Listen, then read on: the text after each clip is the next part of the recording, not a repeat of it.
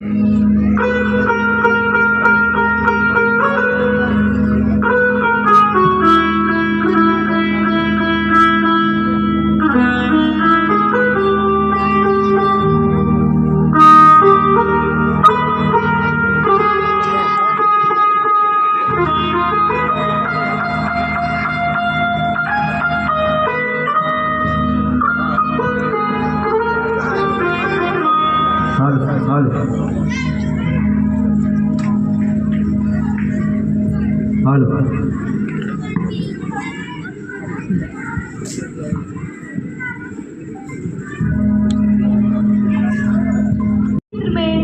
One देवी आपका स्वागत करती हूँ।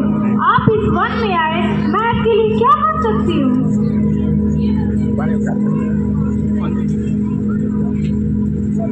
करो।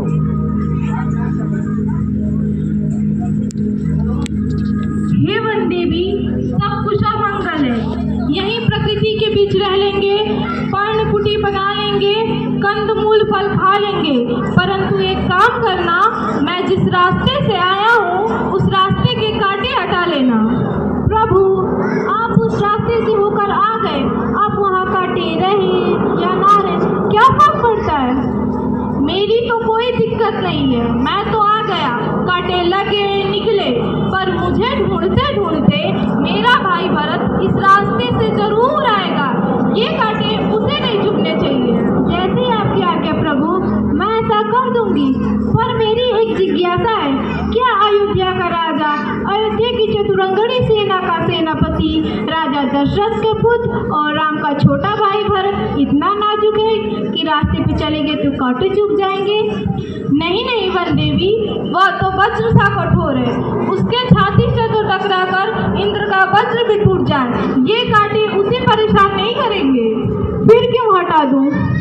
परेशानी की बात यह है कि जब वह इस रास्ते से आएगा, अगर एक कांटा भी उसके पैरों में चुभा तो उसका हृदय यह सोच कर फट जाएगा कि मेरे कारण मेरे भैया को यह कष्ट झेलना पड़ा। जैसी आपकी आज्ञा रघुनंदन।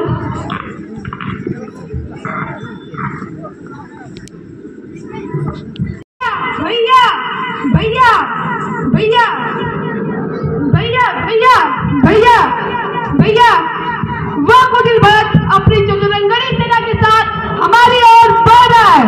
ऐसा प्रतीत होता है कि क्या की कुटिलता में सने अयोध्या जैसे समृद्ध राज्य से भी उस क्रूर बात को संतुष्टि नहीं है भैया, नहीं है।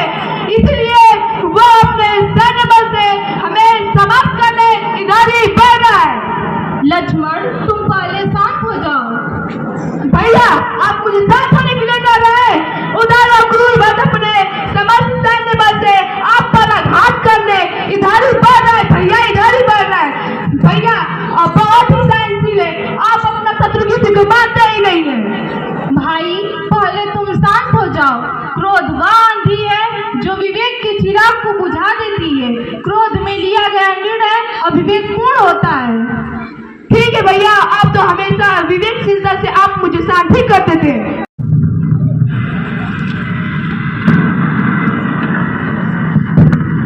भैया, मुझे क्षमा करें भैया, कोई हाथ नहीं है। मैं कितना भागा हूँ कि क्या कहे, जैसे कुटिल को लकड़ी के कोस से छत लिया। जो व्यक्ति उस कुटिलते को अपने माँ से भी अधिक मानता था, उसी व्यक्ति को उस कुटिलते ने दूसरी जगह में भेज दिया। भरत, मेरे प्रिय अनुज, धीरज रखो, उठो और शांत होकर मेरी बात तो सुनो। किस मुख को आपके सम्मुख करूं, जिसके चरित्र पर तथा उसके माँ के चरित्र पर समझ जाए, और कैसे आप जैसे बिल्कुल सज्जन व्यक्ति को अपना कालीयुक्त मुख दिखाएगा। माँ जैसी पापी, जिसने कभी किसी ने सिखा पाती को जलाने के लिए ना कहा, आज मेरे ही कारण इस घोर के बीच में निवास करना विवाद है भैया। भरत, मेरे प्रिय अनुज, इसमें तुम्हारा कोई दोष नहीं है, यह तो सब विधि के हाथ में है।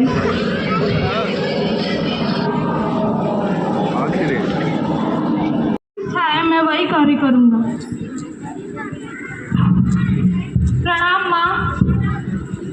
राम, राम, राम, बेटा राम, सोने सबसे बलवान होता है राम, बेटा राम, राज्य के प्रिय का मंत्र नामों ने अपने विरुद्ध कर लिया है, लेकिन प्रकृति का विद्या न चले कि अंधकार के बाद प्रकाश अवश्य होता है राम, अवश्य होता है। हाँ माँ,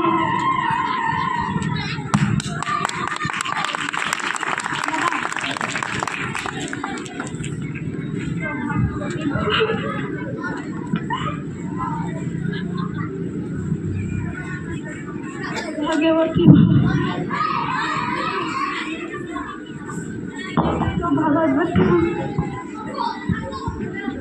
प्रणाम माँ।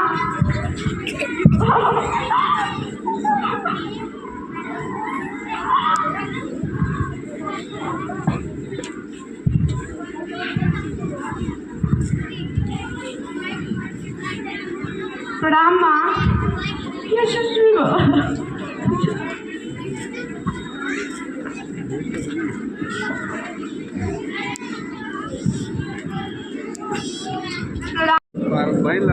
गुरुदेव, आप अपना आसन ग्रहण करें।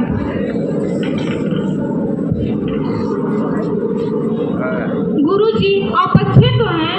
गुरु माता जी कैसी हैं? हे अवध के हित चिंतक, राज्य का कार्य तो ठीक प्रकार से संचालित हो रहा है। अवध की प्रजा को किसी प्रकार का कष्ट तो नहीं है? अरे देख लीजिएगा। हे राम, तुम्हारी अनुपस्थिति में सभी लोग दुखी हैं। संपूर्ण अयोध्या समस्त संसाधनों से परिपूर्ण है, परंतु किसी भी प्रजाजन के मन में तुम्हारे वियोग किसी प्रकार का सुख नहीं। देख लीजिए, अपना खर्चा पानी ले लीजिएगा। गुरुदेव, आपके होते प्रजा दुखी हो, ऐसा कैसे संभव है? हाँ ठीक है, देखिए यहाँ है थोड़े रुके हुए। हे राम, प्रेम के प्रकाश में ज्ञान धूमिल हो गया है, बस इतना ही समझ लो। भरत, माता अपने बच्चे को खा जाते हैं मेरी तरह। ऐसा न कहो छोटी माँ, आप मेरे लिए आदरणीय हो, पूजनीय हो। नहीं तुम तो मेरे विजय को मर्यादा कर रहे हो। मैं इस कुटिल वार्ता के बहकावे में आ गई। मैं गाय के बछड़े के लिए भागिन बन गई। मैंने जो नीच कर्म किया है उसका प्रत्यक्ष फल मैं के रूप में भोग रही हूँ। आज के पश्चात कोई भी अपनी लड़की का नाम मेरे नाम पर कहकर ही नहीं रखेगा। मैं अपने आप को साबित कर रही हूँ, खुद साबित कर रही हूँ। छोटी माँ, इसमें आपका कोई दोष नहीं है। यह तो सब विधि की लीला है। जो होना है वह तो पूर्व नियोजित है। यह अवध परी क्यों हुआ? अयोध्या आजाद हो गई। भरत कभी मुझे मौका का नहीं पुकारता।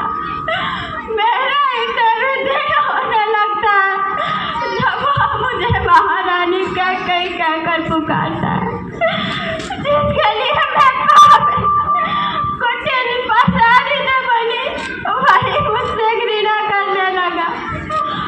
छोटी माँ, आप धैर्य रखें। मैं भरत को समझाऊंगा। वह बहुत ही कोमल है और मुझसे बहुत प्यार करता है। आप धैर्य रखें। पुत्र, तुमसे बात करने के चक्कर में मैं ये तो भूल ही गई कि कौशल्या दीदी और सुमित्रा दीदी भी तुम्हें गले लगाने के लिए व्याकुल हो रही हैं। जाओ पुत्र, उनसे भी मिलो। जैसी आपकी आज्ञा माँ। मैं तुमसे कुछ कहना चाहता हूँ। गुरुजी, आप रघुवंश के सर्वश्रेष्ठ हैं। आप ही के प्रताप से सूर्यवंश की मान मर्यादा का प्रकाश सर्वत्र फैला है। आपकी आज्ञा सिरोधार्य है। हे राम, भरत आपसे कुछ कहना चाहते हैं, परंतु संकोच बस नहीं कह पा रहे हैं। भरत, किस बात का संकोच है? कहो।